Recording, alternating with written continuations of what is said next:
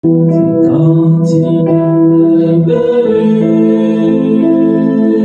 que j'ai été délivré, c'est quand il est venu que j'ai été délivré. Sa présence m'a délivré.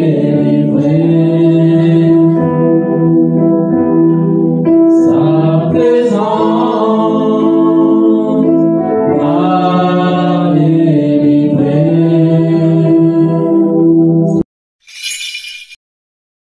Shalom, shalom, peuple du Dieu vivant.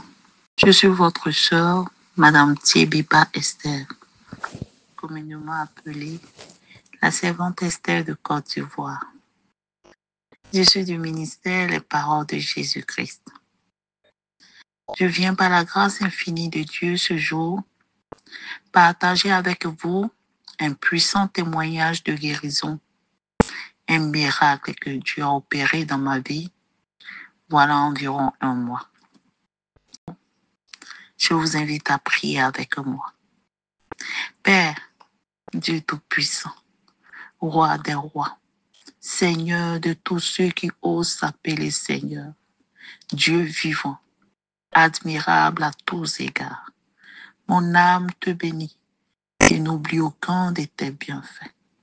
Je te remercie, Papa, pour la grâce que tu m'accordes de témoigner de toi ce jour.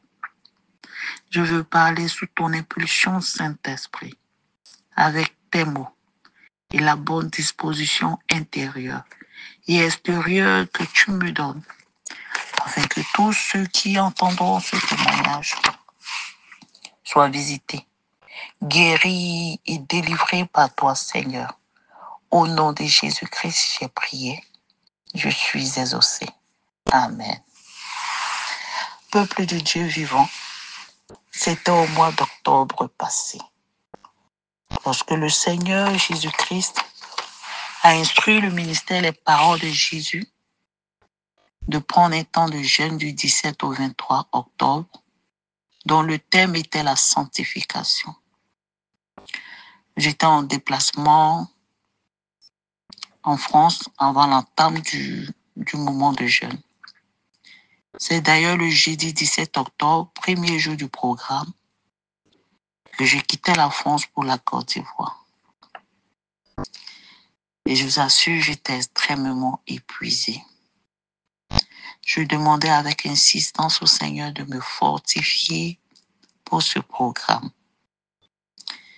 Si j'avais tout le corps endolori, bien-aimé, ce n'était pas seulement à cause du voyage, mais surtout à cause d'une arthrose lombaire qu'on m'avait diagnostiquée 3 ans auparavant. La lombarthrose est une maladie liée à une usure du cartilage qui se localise au niveau des vertèbres lombaires dans le bas du dos. Dans mon cas, les 3 derniers cartilages des vertèbres du bas de mon dos étaient pratiquement rognés, détériorés. Ce type d'arthrose, frères et sœurs, puisqu'il touche la colonne vertébrale, provoque des douleurs indescriptibles. Une fatigue chronique liée aux douleurs terribles. J'avais des fourmillements et le nerf du pied droit qui se raidait quand je marchais un peu plus de 15 minutes. Frères et sœurs, je vivais avec une douleur quasi permanente qui augmentait lors des mouvements ou exercices physiques. À l'hôpital, on m'avait donné plein de chemins, de postures et de mouvements que je ne devais plus adopter au risque de me retrouver bloqué dans l'une de ces postures et recourir à l'intervention du SAMU. Imaginez. Cette douleur atroce, paralysante, imposait son dictat dans mon foyer dans mon travail, dans ma vie de prière. Accomplir mon devoir conjugal était devenu un exercice douloureux que je redoutais. Étant d'un corps de métier militarisé, être longtemps sur les rangs pour prendre les instructions du supérieur hiérarchique était un véritable supplice. Des collègues, des parents, des amis me raillaient. Ils se moquaient de moi en disant « Ton dos pourri là ». Mais moi, j'implorais seulement la miséricorde de Dieu. Face à cette douleur, cette grande douleur qui me tenaillait de jour comme de nuit, puisque toutes les activités étaient source de douleur, je réduisais donc ma mobilité. Je m'installais peu à peu dans une sorte d'invalidité. Je me lève le matin avec des raideurs et je me couche les soirs avec des douleurs. Frères et sœurs, s'asseoir, se lever, marcher, s'abaisser, se relever, s'arrêter, tout cela me causait de la douleur. Je ne parvenais même plus à prier à genoux. C'est très souvent couché que je priais. Je n'arrivais pas à jeûner correctement. Puisqu'il me fallait manger pour prendre les antidouleurs, mes temps de jeûne s'étalaient que sur quelques heures, pas toute la journée. En somme, mon intimité avec le Seigneur était également impactée. On ne guérit pas de la lombatrose, m'a-t-on dit de prime abord à l'hôpital. Des pseudo-remèdes me sont donc prescrits pour m'aider à vivre avec ce mal. On n'en guérit pas. C'était une maladie dont on ne guérissait pas. Selon la médecine, selon les humains. Car qu'est-ce qui pourrait remplacer des cartilages bouffés? On m'avait donc prescrit une chaise orthopédique dont le prix avoisine pratiquement 200 000 au moins et dans laquelle je m'asseyais au bureau. Je portais toute la journée une ceinture orthopédique pour maintenir le dos et les vertèbres. Je prenais des anti-inflammatoires quasiment tous les jours. Mon organisme étant habitué à ces anti-inflammatoires, la douleur n'était plus résorbée. Le médecin, toujours pour m'aider, a décidé de changer d'anti-inflammatoire toutes les 2 semaines, sans oublier les injections qu'il me fallait faire chaque semaine, une fois chaque semaine. À cela s'ajoutaient les massages faits par le kinésithérapeute pour me soulager un tant soit peu. La seule alternative qui pourrait me soulager plus ou moins longtemps était de me faire opérer pour remplacer les cartilages endommagés par des prothèses. Mais ce n'était pas une opération sans risque, car la moindre faille ou erreur durant l'opération allait me provoquer une paralysie permanente. J'envisageais pour cela voir d'autres médecins en France. Des rendez-vous avaient été pris dans 2 hôpitaux français et il était question de leur envoyer les résultats de l'IRM que j'avais fait ici, en Côte d'Ivoire. J'en étais là, mes frères et sœurs. Lorsque le 18 octobre 2024, 2e jour du temps de jeûne sur la sanctification, le Seigneur Jésus, dès l'entame du vif de la prière, entre les femmes du ministère et les paroles de Jésus-Christ, a parlé au travers de sa servante, la sentinelle Esther. Je vous mets l'audio qui a été enregistré par la grâce de Dieu, par la sentinelle elle-même. Mais voilà ce que le Seigneur Jésus-Christ, dans sa grande miséricorde, a dit. Je parle à ma servante Esther. Je suis là. Je suis là. Je suis là. Mes enfants sont en train de travailler. Mes enfants sont en train d'opérer ce dos qui te fait mal. Mes enfants sont en train d'opérer. Mes enfants sont en train d'opérer. Tu es en train de subir cette opération. Tu es en train de subir cette opération. Je suis à l'œuvre. Je suis à l'œuvre. Je suis à l'œuvre. Je suis à l'œuvre. Yakarabasusa yakasaya. Yakasaya, je te libère. Je te libère de ce mal. Je te libère de ce mal. Je te libère de ce mal. Rabatuya kadabaseke seke seke. Radabasheke. Yoko sarabatunde kasaya. Oya kasaya. Mes frères et sœurs,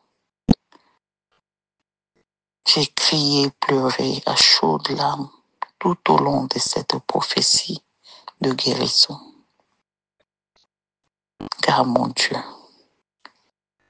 qui connaissait cette douleur, l'homme de douleur, comme on l'appelle, m'a pris cette douleur. Il m'a délivré de l'arthrose lombaire. Il a fait comme il a dit dans Jérémie 33, verset 6. Voici, je lui donnerai la guérison et la santé. Je les guérirai et je leur ouvrirai une source abondante de paix et de fidélité. Oh bien-aimé, pendant les pics de douleur, je m'accrochais à ce verset. Je le ressassais sans cesse dans mon esprit. Je m'accrochais à ce verset, car son auteur, notre Seigneur Sauveur Jésus-Christ, n'est pas un menteur, ni un fils d'homme pour se repentir. C'est que sa bouche a dit dans Jérémie 33, verset 6, 23, verset 19. Sa main l'accomplit. L'opération qui était tant redoutée venait d'être réalisée avec succès par le médecin en chef de tous les médecins. Mon Créateur, qui a toutes les parties de mon corps en réserve, venait de me remplacer les cartilages rognés. La douleur a disparu. La douleur a disparu. La douleur a disparu. Bien-aimé, quoi que je fasse maintenant, quoi que j'adopte comme posture, je n'ai plus mal. Je n'ai plus mal. Jésus-Christ m'a guéri. Bien-aimé, Jésus-Christ m'a guéri. Croyez en Jésus-Christ, car il guérit encore. Il délivre encore, il restaure encore. Surtout, ne murmurons pas, ne nous plaignons pas. Car le Seigneur m'enseigne un jour que les plaintes et les murmures retardent nos bénédictions. Il nous empêche de rentrer dans notre Canaan, c'est-à-dire les promesses de Dieu. Dans sa souveraineté, le Tout-Puissant, l'incommensurable Dieu, a un plan de salut, de guérison et de restauration pour chacun de ses enfants. Nous devons lui obéir et ne pas lui imposer nos voies de guérison. À l'image de certains de mes proches qui me forçaient plus ou moins à faire des prières de Kangouka, car c'est par ce biais, disent-ils, qu'ils ont été guéris. Le Seigneur Jésus-Christ, dans sa souveraineté, a choisi de me guérir, moi, au travers de ce programme de jeûne. Et je lui suis infiniment reconnaissante. Que toute la gloire lui revienne. Que toute la gloire lui revienne. Je termine ce témoignage en disant ceci. Seigneur, je te dis merci de m'avoir accordé la grâce de témoigner pour ta seule gloire. Accorde, s'il te plaît, Père, la grâce du salut, de la guérison, ainsi que la délivrance à tous ceux qui entendront ce miracle réalisé par toi dans ma vie. Au nom de Jésus-Christ. Amen, amen. Je n'ai plus mal au, je n'ai plus mal au, moi je n'ai plus mal au, j'ai dit je n'ai plus mal au, Jésus-Christ m'a libéré, Jésus-Christ m'a libéré, Jésus-Christ m'a libéré de la trozo, Jésus-Christ m'a guéri, Jésus-Christ m'a guéri, Jésus-Christ m'a guéri de la trozo, je n'ai plus mal au, je n'ai plus mal au, moi je n'ai plus mal au, oui je n'ai plus mal au, Jésus-Christ m'a enlevé, Jésus-Christ m'a enlevé, Jésus-Christ m'a enlevé toute douleur, oh. Jésus-Christ m'a enlevé, Jésus-Christ m'a enlevé, Jésus-Christ m'a enlevé toute douleur, oh. Je n'ai plus mal au, je n'ai plus mal au, moi je n'ai plus mal au, oui je n'ai plus mal au, Jésus-Christ m'a libéré, Jésus-Christ m'a libéré, Jésus-Christ m'a libéré de toute maladie, Jésus-Christ m'a guéri, Jésus-Christ m'a guéri, Jésus-Christ m'a guéri de la trozo, je n'ai plus mal au, j'ai dit je n'ai plus mal au, oui je n'ai plus mal au, oui je n'ai plus mal au, Jésus-Christ m'a enlevé, Jésus-Christ m'a enlevé, Jésus-Christ m'a enlevé toute douleur.